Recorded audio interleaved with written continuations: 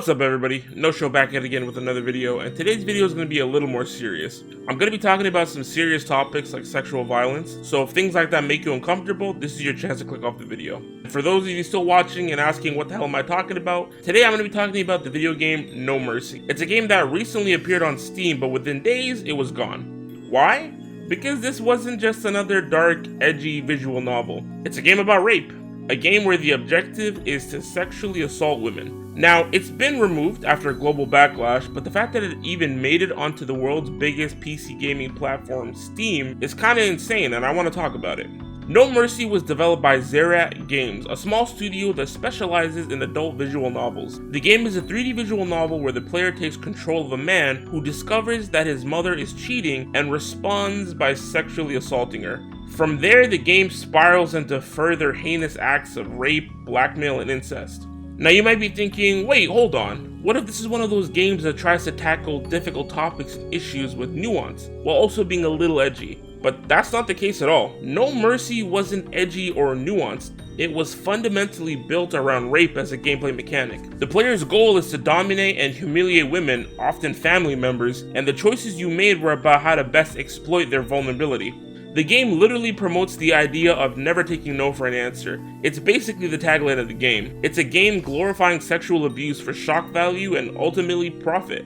The response from the public was immediate. It was banned in the UK, Canada, and Australia. Zerat Games, under pressure, ended up pulling the game off Steam, stating they didn't intend to fight the whole world. Now, some people try to defend No Mercy, arguing that it's just a game or it's fictional, so it's fine, including the developer. Before removing the game off Steam, he claimed that the game was meant to be edgy and fiction, and that players should be allowed to explore any theme in a digital space, regardless of how offensive or violent it might be. And this argument comes up every time a controversial game hits the market.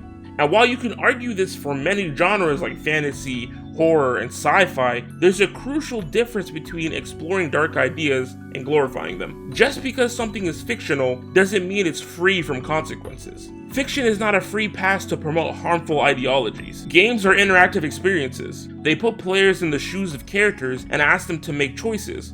When those choices involve raping people and being rewarded for it, the message being sent is not just tasteless, it's dangerous. I believe the games have power.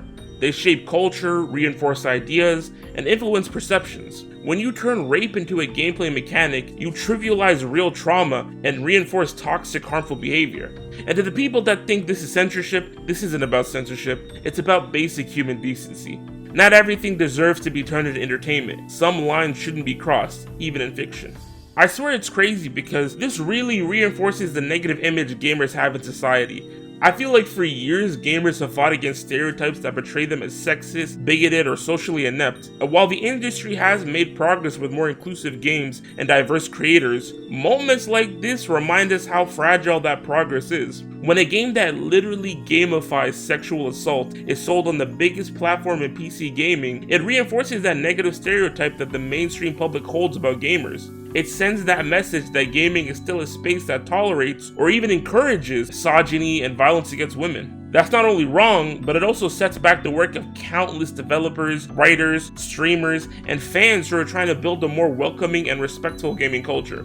Gaming can be beautiful, it can connect people, tell powerful stories, and help us understand perspectives outside of our own, but when we let games like No Mercy exist unchecked, we drag the entire medium down with us. Now, to their credit, Steam did eventually remove No Mercy, but what's stopping the next kind of game like it from slipping through? If Steam has a review system in place, how does a literal rape simulator slip through the cracks? How do we make sure this doesn't happen again? And let me be clear, this isn't an issue about quote-unquote adult content in games. There are many erotic or sexually explicit games that treat their themes with creativity and respect. The problem is the sheer volume of low-effort, exploitive titles that flood platforms like Steam every week. Most of them built off the same recycled assets, designed to capitalize off niche fetishes or shock value.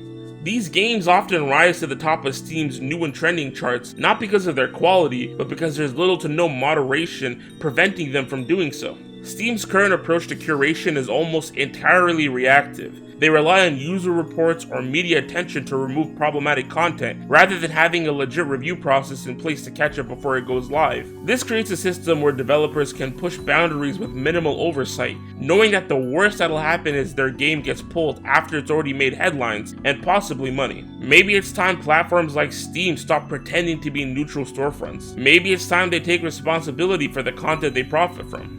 I guess all in all, there is a silver lining. Situations like this have sparked broader conversations. Game critics, journalists, and advocacy groups are calling for more accountability from platforms like Steam. People are asking how a game like No Mercy could ever be approved and what changes are needed to prevent something like this from happening again.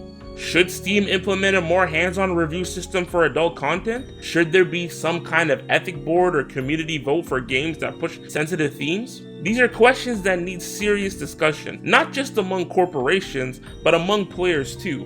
Gamers have more power than they think. By choosing what we support, what we buy, and what we speak about against, we shape the future of the industry. So I think we should demand better. Let's hold platforms accountable. Let's support developers who treat their craft and their audience with respect, because at the end of the day, gaming should be a space for creativity, community, and connection, not cruelty. That's it for me. Let me know how you feel about this in the comments. If you made it this far into the video, thank you so much for watching. If you enjoyed it, drop a like on it, and if you want to see more from me, consider subbing to the channel. I will catch y'all in the next one. Peace out.